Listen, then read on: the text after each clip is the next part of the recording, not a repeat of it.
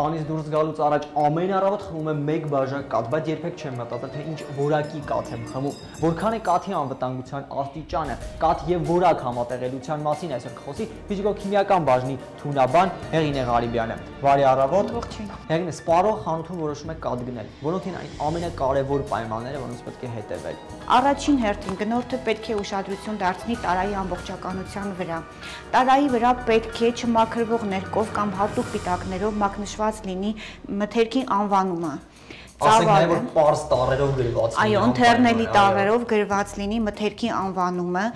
ծավալը տարայի ինչքան է տառը, կարող է կաթի համար լինել 250 մլ, 500 մլ, 1 լիտր եւ այլն,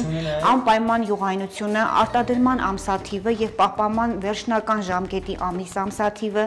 նրա էներգետիկ արժեքը, արտադրողի մասին տվյալներ, ինչպես նաեւ նորմատիվ փաստաթղթերին վերաբերող տվյալներ եւ պահպանման պայմաններին վերաբերող տվյալներ։ Իհարկե, կաթի արժեք որակի մասին կարելի է միայն խոսել լաբորատոր հետազոտություններից հետո, իսկ տնային պայմաններում առաջին հերթին պետք է ուշադրություն դարձնել կաթի գույնին, հոտին, համին։ Եկեք մեր նմուշների գույնը նայենք։ Գույնը պետք է լինի մաքուր, սպիտակ։ Օսլան օրինակ ավելացնում են նրա խտությունը պահպանելու համար։ Օսլայի որոշման համար շատ հայտնի յոդի լուծույթի փորձն է։ Եթե մի կաթիլ կաթացնենք կաթի վրա, յոդը եկեք այստեղ կաթացնենք, կապտությունը կվկայի նրանում օսլայի առկայությունը, օրինակ տվյալ մյուս փորձում։ Այս տարբերակում օսլայի կեղծվածություն չկա։ Մյուս դեպքում ենք ունենք հստակ պատկեր, կեղծվել է փաստորեն։ Կաթը սոդայով կեղծելն է, որը ավելացնում են թթությունից խուսափելու համար, ասեմ, որ սոդան շատ վտանգավոր է ստամոքսի համար, դրա համար կարևոր է ժամանակն է այդպես երկար մնում, չէ՞։ Այո, երկար է պահպանվում, քանի որ միջավայրը գնում է դեպի հիմնային, տնային պայմաններում, եթե ունենք ունիվերսալ լակմուսի թուղթ, որով մենք որոշում ենք ջրածնային իոնների կոնցենտրացիան, կաթի pH-ը, այսպես ասած, ջրածնային իոնների կոնցենտրացիան 6.7-ից մինչև 7 է, չեզոք է համարվում։ Եթե հիմա կստուգենք, կտեսնենք, համեմատում ենք այստեղ գույնը,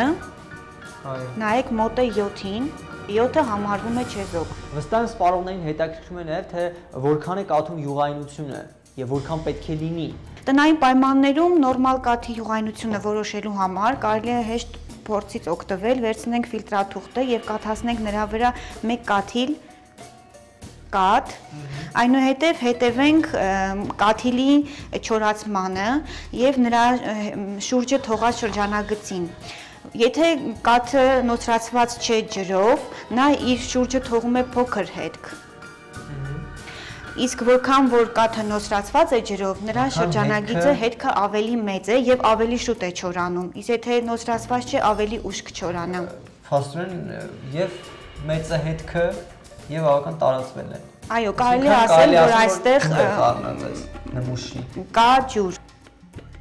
Կարելի է եւս մեկ փորձ գիպսով, սովորական գիպսը, եթե թրջում ենք կաթով, անարատ կաթով, ստանալով խմորանման մասսա, սպասում ենք այնքան ժամանակ, մինչև այն վերածվի ամուր պինդ մասսայի։ Նորմալ կաթի դեպքում, չկեղծված ջրով կաթի դեպքում 10 ժամից ոչ շուտ պիտի նա քարանա, պնդանա այդ մասսան։ Իսկ եթե ավելի շուտ է պնդանում, ուրեմն կաթի մեջ ջրի տոկոսը ավելի բարձր է։ Տան պայմաններում ինչպես պետք է պահել եւ ինչ ջերմաստիճանում։ Տան պայմաններում կաթը պետք է պահել նույնպես փակ տարաների մեջ, սառնարանում +4 աստիճան ջերմաստիճան։ Ես կշարունակեմ ամեն առավոտ խմել կաթ, բայց արդեն որակյալ կաթ։ Առող սնունդը տեղեկացնում է նաև, որ կարող եք այցելել Սնունդ AM ինտերնետային կայք ու ստանալ սննդի մասին ամենատարբեր ինֆորմացիա։ Զանգահարել նաև թեժգից 45 74 21 համարին։ Հաջորդ շաբաթ ինչ ենք ուտում աշխատավայրում, որոնք են արագ սննդի կետերում ամենաշատ սպառվող սննդի նմուշները եւ որքան է դրանց անվտանգության աստիճանն այս թեման հաջորդ շաբաթ մեր փորձագետների ուշադրության կենտրոնում է։